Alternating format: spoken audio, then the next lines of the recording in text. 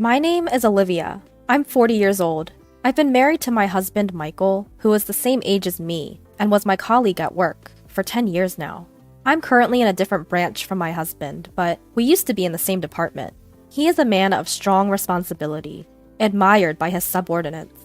He has a bit of a show-off side and doesn't seem to want to show his weaknesses to others. He was a very masculine man, full of confidence and ambition. His work performance is well regarded by his superiors, and he is expected to be promoted without any problems. On the other hand, I'm quite the low-key type who doesn't stand out much. Given our opposite personalities, I was honestly surprised when he made a passionate approach to me.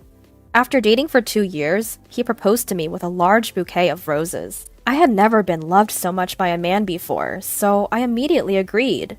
I was very excited about the wonderful days that lay ahead of me. However, what awaited me was living with my in-laws. I was going to decline because there was no prior discussion, but my husband was firm about living together. My parents are decent people, so it's going to be okay. He passionately explained how much my in-laws were looking forward to living with me, so I couldn't refuse in the end. And so, for the past 10 years, I have been living with my in-laws at my husband's home. Life there was something I could never have imagined when I first got married. Olivia, you forgot to clean the front door again, didn't you? Just as I finished making breakfast for everyone, my mother-in-law's nagging begins. It's a daily ritual. I'm sorry. Don't just apologize with words. Get it done right now if you understand. Even though I have to go to work, I'm treated like a servant from the morning. Ever since I started living with my in-laws, I've been forced to wake up at 5 a.m. every morning to make breakfast and clean. I wish she would do it herself since she's at home. Despite being a housewife and having time at home, my mother-in-law does not do any housework. I rush through my morning chores, go to work, and as soon as I get home, I start making dinner. By the time I go to bed, I'm so exhausted that I fall asleep instantly. This has been going on forever, and I often feel unwell due to exhaustion. I'm sure the cause is stress. I don't want the neighbors to think I'm slacking off, so make sure you clean properly. My mother-in-law is relaxing in the living room, eating the breakfast I made. You're gonna be late for work if you don't finish soon. Despite seeing all this, my husband has never stood up for me. My father-in-law also pretends not to see it, hiding behind his newspaper. Ever since I started living with my husband's family, I have been subjected to terrible mistreatment. Because of the stress, I've lost a lot of weight and look unhealthy. You're too skinny and unattractive. That's why you can't give birth to a child. I suddenly lost a lot of weight and my period stopped, making it impossible for me to have a child. Despite all of this being caused by my mother-in-law, I continue to be blamed for it. Before I got married, I was quite health conscious and paid good attention to my appearance. Now, there's hardly any trace of that left. I'm constantly depressed due to the stress from the continuous harassment from my mother-in-law and the shock of seeing my changed appearance in the mirror. I've become totally subservient to my mother-in-law. I've become so apathetic that I don't even feel like leaving this house anymore. Then, I received some devastating news. My father had suddenly passed away due to an accident. I hadn't been back to my family home in a long time because both my husband and my mother-in-law would berate me whenever I mentioned wanting to go there. Receiving the news of my father's death, I deeply regretted not spending more time with him. My family home is about an hour's drive from my in-laws' place, not too far. So I asked my husband and mother-in-law to come to my father's funeral. There's gonna be a funeral for my father. Oh, we're not going. Just let your family handle it. They cut me off before I could finish and said those words. I never thought they could be so heartless. With shoulders trembling with anger and grief, all I could reply was, "Understood." Many people gathered at my father's funeral. My father was self-employed and had a lot of connections. Everyone at the funeral was shedding tears, which showed how much he was loved. "Olivia, it's been a while. But what happened to you? You've lost so much weight." My mother, who I hadn't seen in a while, was shocked at my worn-out appearance. "Well, just a bit." "You're not sick, are you? I couldn't bear losing you too." My mother, thinking I was ill, started crying. Given her current mental state after my father's death, it wasn't surprising. "I'm not sick. Don't worry." I tried to calm my frantic mother and took a break in the waiting room. "If you're not sick, then what's wrong?" I thought back to my interactions with my husband and mother-in-law. Even when I told them about my father's death, they didn't say a word of comfort. Thinking about it made my anger bubble up, and I decided to tell my mother about my life at my in-laws' place. "Actually, I've been subject to what you might call bullying by my mother-in-law. It's wearing me out. As I spoke, looking down, my mother peered into my face with a worried look. I'm relieved you're not sick, but this doesn't make me feel any better. Is that why you haven't been coming to see me? Yeah. As I nodded, my mother handed me a piece of paper. Take a look at this for yourself. Then think carefully about what to do next. When I looked at the paper my mother had given me, it turned out to be my father's will. My father, being a meticulous man, had left a will just in case something happened. It also mentioned inheritance. Inherit $2 million? That's what it says. You can decide how to use it. I was stunned by the large sum. At the same time, I began to hope that I could end my shared living situation. With this, I can build my own house and get out of my in-laws' place right away. Thanks to the inheritance my father left me, my life seemed to be getting brighter. I returned to my in-laws' home and was doing the household chores as usual. On the days when I have plans, the house tends to be messier than usual. This is probably inevitable since there's no one around to clean. While silently doing the chores, I was thinking about the $2 million I had inherited from my father. Despite my dislike for my mother-in-law, I wanted to stay with my husband, Michael. I decided to honestly discuss the large inheritance and suggest leaving the in-laws' home. There's something I want to talk about. After Michael's parents had gone to bed, I started the conversation when it was just the two of us. Talk? Yeah, about my father. Actually, I've come into an inheritance. Oh? How much? Well, it's $2 million. When I mentioned the amount, Michael was taken aback, perhaps because the figure was far beyond his expectations. Wait, what? That's right, $2 million. Upon grasping what I had said, Michael was overjoyed. He left you that much? That's generous. But about how to use this money, I was about to get to the main point, seeing Michael in a good mood. However, before I could speak, Michael suggested something outrageous. We need to transfer that money to my mom's bank account right away. I didn't understand what Michael meant. It was so absurd that I thought he was joking. No, why? I'm the one who inherited it, so that's not right.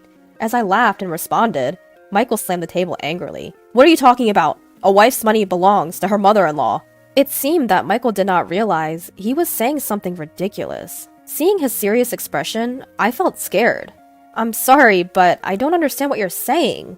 All I wanted to do was suggest building a house for us to live together. But Michael didn't let me speak and tried to claim my inheritance for his mother. I couldn't sleep well that night due to the shock. The next day, while I was making breakfast, Michael and my mother-in-law approached me with angry expressions. Olivia, I heard about it. You inherited $2 million and you said you won't give it to me. Who do you think you are as daughter-in-law? My mother-in-law had already heard about the inheritance from Michael. But I'm the one who inherited it. Stop arguing and transfer it to my parents' account now. A daughter-in-law's money is our money. It seemed that they were determined to get the inheritance by any means. No matter how much I refused, they kept blaming me.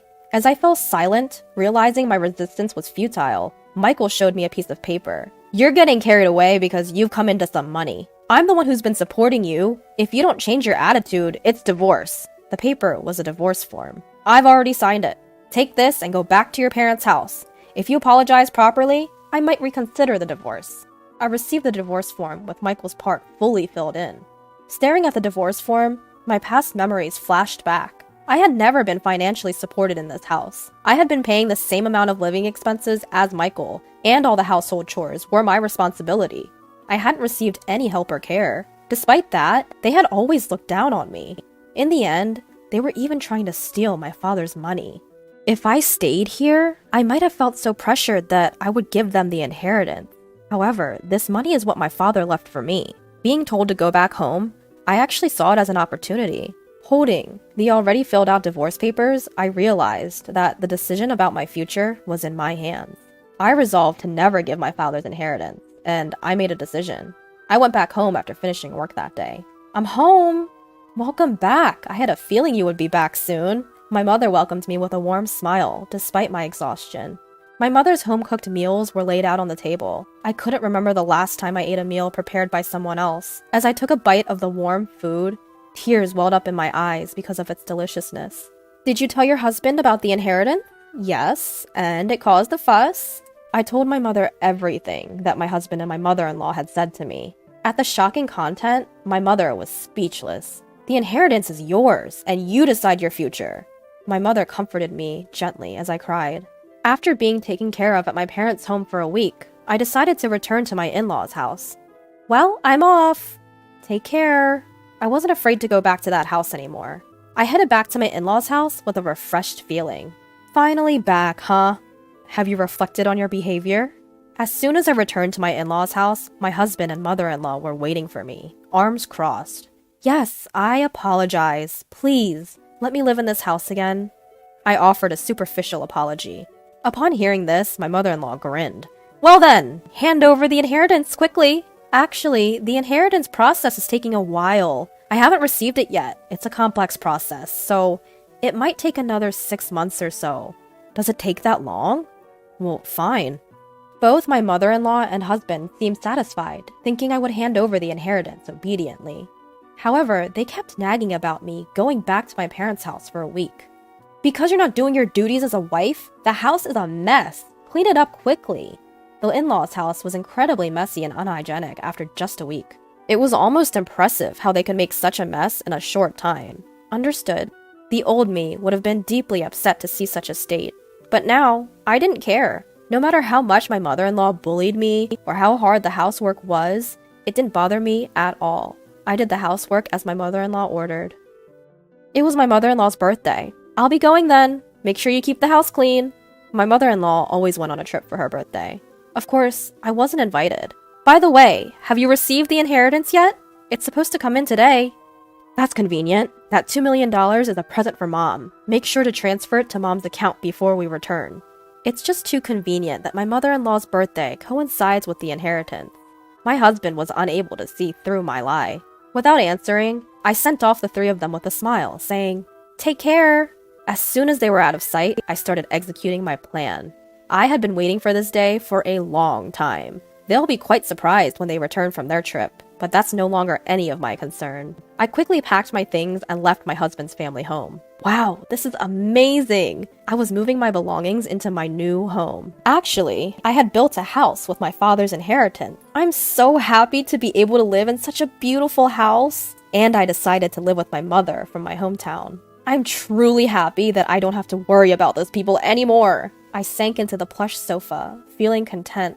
Today is a celebration of my new home with my mother. We invited a chef to our home and spent a luxurious day. The next evening, I received a call from my husband. What the hell is going on? He probably didn't understand the situation, as all my belongings were gone when he returned home. I won't be coming back there. Goodbye. I tried to hang up without wanting to talk to my husband, but my mother-in-law was yelling on the other side of the phone. What are you doing? Where are you now? I cannot tell you that. You told me to clean the house, so I tidied up my belongings. That's not a funny joke. Plus, you didn't transfer the inheritance. How many times do I have to tell you that the daughter-in-law's money is mine?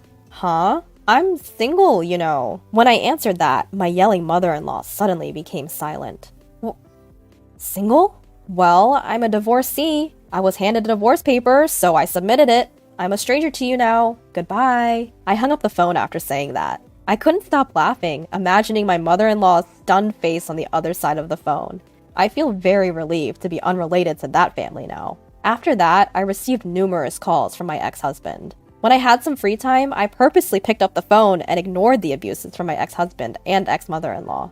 I thoroughly recorded all those calls. I decided to consult the police with those recordings. Harassment from an ex-husband is not uncommon. We'll give a warning before it gets dangerous. Thankfully, the police responded immediately and went to warn my ex-husband's family. For my ex-family-in-law who care about their public image, just having the police come would be enough damage. In addition, a subordinate of my ex-husband who lived in the neighborhood saw the police coming. My ex-husband was a prominent figure in the company, so the rumors spread quickly. Moreover, the colleagues and subordinates who didn't like my ex-husband started to spread bad rumors about him. Eventually, the rumor reached the department I belonged to. Did you hear that the police came? I'm divorced now, so I don't really know. What? You're divorced? Yeah, I was fed up with the abusive language from my mother-in-law and my husband. I spoke in a loud voice so that others could hear. The rumor-loving employees spread the rumor even more. It didn't take long for the rumor to reach my ex-husband's boss. You've been getting a lot of bad rumors. Huh? What are you talking about? I hate men who can't cherish their wives. Moreover, with such bad rumors circulating, it'll harm our reputation, so I've decided to transfer you. The transfer order given to my ex-husband was harsh. Wait, this place is... It was a branch office in the worst performing region. There's absolutely no entertainment around. It's a place you could call a landlocked island. You know what this means, right? Everything my ex-husband had built up to this point had collapsed, and there was no prospect of promotion in the future. Unable to refuse the transfer order, my ex-husband had to move to this rural area. As for my ex-mother-in-law, she was probably shocked that her son's reputation had dropped, and that she could no longer live with him. She ended up becoming a recluse, which led her to developing depression. There were also suspicions of dementia, as she often caused disturbances at home. My ex-father-in-law is desperately taking care of the drastically changed ex-mother-in-law. Even if there's no blood relation, a daughter-in-law is still an important family member. What happened to my former in-laws was simply karma for the harassment they continued to inflict upon me. Now, I'm living happily with my mother. We've even started gardening in our spacious yard. If I were still in that house, I would have never encountered this wonderful hobby. Having found a hobby has made me feel alive. My body, which was worn out from stress, is now healthy again. I'm so happy that I could cut ties with my former in-laws.